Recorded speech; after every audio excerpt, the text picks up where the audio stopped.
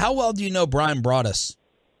Very well. I've known Brian for a long, long time. Okay. And Brian's a good man. And, All right. and he's good at his job, by the way. All right. Goodbye, Pete. Thank you. Hoping for an opposite. Okay. How do you describe Jacksonville's season so far? Up and down. I think, if you look at them right now, they're playing meaningful games in December, which I don't think a lot of people saw that happening, but they also blew a lot of games they probably should have won and should have a better record. So I think all in all, pretty successful because it was all about the quarterback, and he's shown in the last month that he's the real deal. So I think better than expected, but they also let some games get away that they probably should have won. What has changed about Trever in the last couple of weeks? Because if you go back to the beginning of the season, I mean, it was a lot of people were thinking, "Man, is this guy is he gonna be a bust, or is he actually gonna reach his potential?" Well, you got to remember he played last season with the worst coach in the history of NFL football, Urban Meyer. I mean, it was a disaster from the word get-go. And by the way, they trotted him as a rookie quarterback out every single week to deal with the media and have to explain away what was going on in that organization. And he handled himself well. And I think he grew up a little bit. Then he gets a coach in Doug Peterson who understands what it takes to be a successful quarterback in this league. And it took him a while to get going. I mean, look, he wasn't like he was awful. He just wasn't putting up the numbers that a lot of people expected, including myself. But the last month, it's one of those moments I think happened a couple weeks ago where he led his team to a victory in the closing minutes. And at some point, that's when it goes off for a guy, and they say, okay, here I go. I belong in this league. I'm going to be great in this league. And I think he's shown that the last couple of weeks. So it's a variety of things, but I think that's first and foremost is the confidence in himself. Pete, describe Trevor's game. Is he leading? Do we start off with athleticism? Do we talk about accuracy? Do we talk about arm strength? How would you describe Lawrence's game that we're going to see Sunday? I think he's a big physical quarterback who stands in the pocket and will stare down the pressure in his face and make the accurate throws, but he's also athletic enough to get outside the pocket and create with his legs. I mean, he's 6'6" and can move. He's not Josh Allen or Lamar Jackson in that he moves all the time, but he's capable of moving. And in fact, early in the season, I thought they moved him too much because he's much more confident standing in the pocket and making the throws. But, there were a couple of games where they rolled him out. Two different games, he rolled out to his right and threw interceptions in the end zone, which I thought they cut the field in half and didn't need to do that. So big, strong, physical, accurate with a big arm. He has all of it. I mean, he's going to be one of the top 10 quarterbacks in the NFL next year.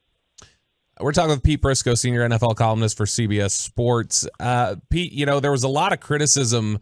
It felt like people almost chuckling at the Jaguars when they gave that big deal out to Christian Kirk this offseason. He's been great for them. I mean, how impactful has he been on this Jaguars offense, their growth, and how much of a concern is he for Dallas this weekend? Yeah, look, again, it goes back to free agency, and in free agency every year, you guys have been around long enough. It's games, not names. I mean, here we have an entire NFL holding their breath on Odell Beckham and where he's going to sign. And he's 30 years old. You have no idea. He's coming off 2 knee surgeries, the second one. And, you don't know if he's ever going to be the same guy. And yet you have a guy like Christian Kirk, who's a rising player, had some of his best football in front of him. And that's what you pay for. You pay for a guy ascending, not descending. And so I think we get lost in some of that. And Christian Kirk, if you talk to the people in Arizona, they raved about him as a player, as a man, as a guy in the building, and as a leader of that receiving group that included DeAndre Hopkins, by the way. And so I think he's played to where I think I expect him to play. I think he's exceeded a lot of the expectations. He's tough in the middle of the field. He knows how to get open. He's got great route running ability. He's not a burner. He's not going to go down the field and beat you that way, but he knows how to get open in the middle of the field. Pete, who else do the Cowboys need to be worried about on this football team with the way they've been playing recently? Well, I think, look, Evan Ingram had a huge game last week. The tight end, he had 150 yards receiving and 2 touchdowns. And he's one of those guys. They've always said that he has the ability when he was with the Giants, and you guys know him from when he used to play with the Giants, he'd flash and then disappear. And, he's in a contract year, so he's playing really well this year, and he can get, some matchup problems down the field for the Cowboys. But I think this comes down to, can they protect Trever Lawrence? It's really that simple. The offensive line's been really good. They protected him well this year. He hasn't been getting hit that much. And when they do get pressure, he can move away from him. But I think this game will come down to, Dallas being able to pressure him and get him off his spot and maybe get him on the ground a bunch of times, because if that happens, it's going to be big problems, because I think the Jacksonville defense has major issues, and I think the Cowboys are going to be able to move the ball up and down the field on them. And before we leave the offense, I've been a fan of Etienne. I know he was banged up last year. What type of skill set does he have? You know, he's one of those explosive airbacks. You get him out in space, and he's going to rip off the long runs. Now, he got hurt a couple of weeks ago, came out of the game. Remember, he had a foot injury last year. He dinged the foot a little bit, came out of the game. Was going to go back in, but didn't feel comfortable with it, so he didn't go back in. And I don't think he's been the same guy the last couple of weeks. I don't think he's had the same explosive ability. But when he's healthy, he's one of those, airbacks that can get you in the passing game. He's capable of ripping off the long runs. He up until the point he got hurt, he was on his way to having a really good season. So it'll be interesting, a couple games off of that injury to see if he can get back to that. What problems do they have defensively? Well, they don't rush the passer that well. I mean, that's been a problem all year long. When you look at what they do, they put a lot of draft capital on the outside with their edge rushers. Josh Allen was the top 10 pick. Trayvon Walker's a rookie, but he was the first overall pick.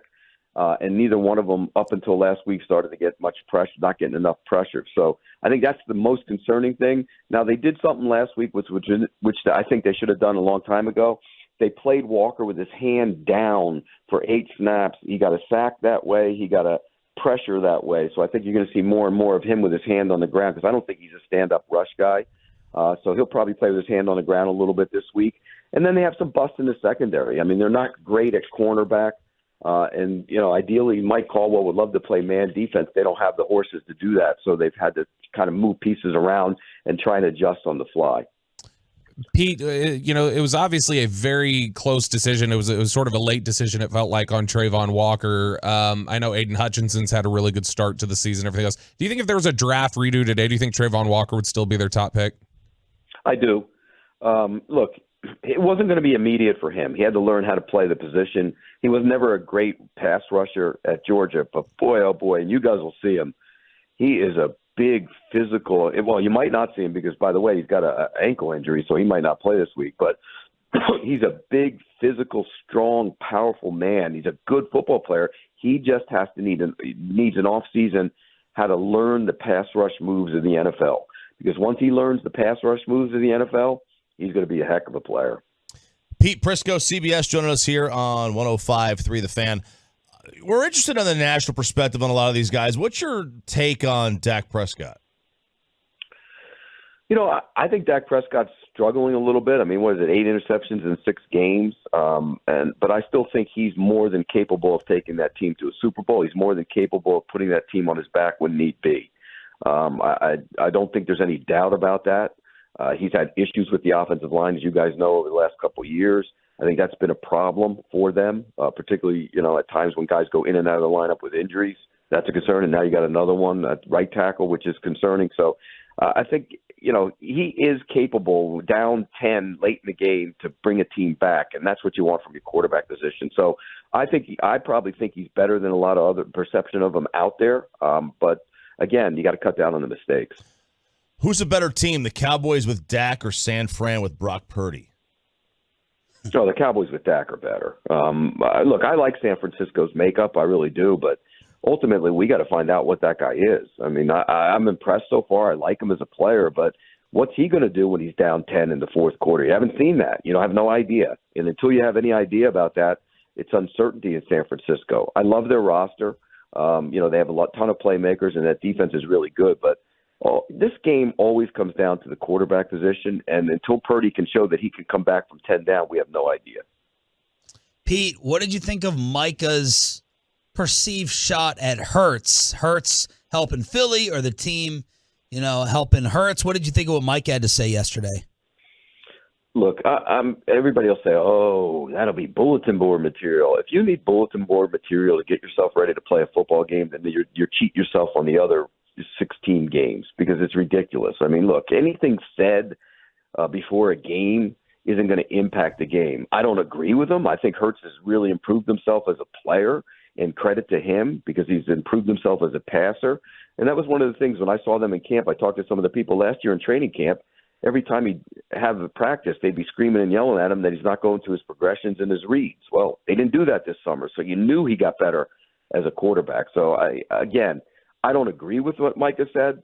He's entitled to his opinion. Is it going to impact the football game? Absolutely not. Where does Odell Beckham end up? I don't know, but I'm tired of the whole charade. Let's really, when you boil it down on the surface, the guy averaged 30-something yards receiving per game last year. He's coming off a second knee injury. He's 30 years old. If his name wasn't Odell Beckham, would anybody be paying attention to this on a nonstop basis? It's ridiculous. I hope he gets back. I hope he becomes a player again. But let's slow the roll on this guy. My gosh, if the Cowboys signed him this week, what is he going to do for them? Is he going to amp up the offense? Who knows? You have no idea. And so look, come back next year, go play for somebody. And when you hear the reports that he wants $20 million a year, good luck with that, Odell. You've seen this guy a ton in that division. Do you think that TY Hilton can add anything here? He doesn't run like he used to. I mean, that I know for a fact. I mean, when you watch him, and I love TY. I think he's been a really good player. But, depending on how they're, he's going to be a complimentary player in Dallas and not the number one guy, which is what he was in Indianapolis. So as a complimentary player, I think he can help. But as a number one guy, I don't think that ship has sailed. He'll never be that again. But I think he's a good veteran receiver who knows how to sit down in zones and knows how to run routes. I think he'll be good as a complimentary player for the Cowboys. Pete, the perception going into the year was that McCarthy needed to reach a certain threshold of the postseason or his job was in jeopardy.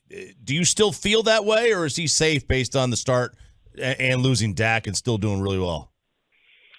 I think Mike takes a lot of criticism unwarranted, by the way. And I've known Mike for a long time. I think Mike's a good football coach. And, it's easy to bash on Mike McCarthy. And look, there's criticisms that he deserves, like the penalties. I mean, they got to clean that stuff up, and that ultimately falls on the head coach. But, everybody says, oh, he's old school, and look what he does. He doesn't go for it on fourth down, and look what they did when he was with Green Bay. If they had gone for it on the goal line against Seattle, they would have won that game, remember? We heard the same story over and over again. Well, in that game at Seattle, they didn't go for it on fourth down twice inside the 5-yard line. They kicked field goals, but they came down to an onside kick. So ultimately, he did the right thing. You can't count on your guys, flopping on an onside kick. And so I think Mike McCarthy's a better coach than he gets credit for, and I think he will be safe after the season. Pete, thank you so much for the Jacksonville preview. We'll tell Broadus that you said what's up, and hopefully we'll see you at the Super Bowl with CBS. Hey. I will be there. Absolutely. All right, guys, take care. Thank you, Pete.